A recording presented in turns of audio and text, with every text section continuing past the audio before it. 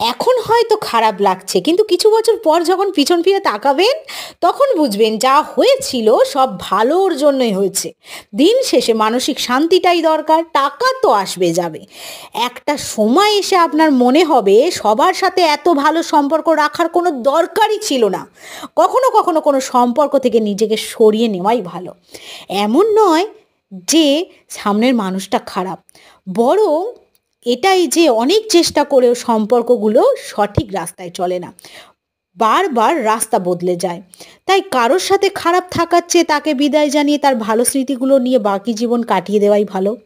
সময় আমাকে একটাই শিক্ষা দিয়েছে, পরিচয় সবার সাথে রাখলেও সম্পর্ক সবার সাথে রাখা ঠিক নয়।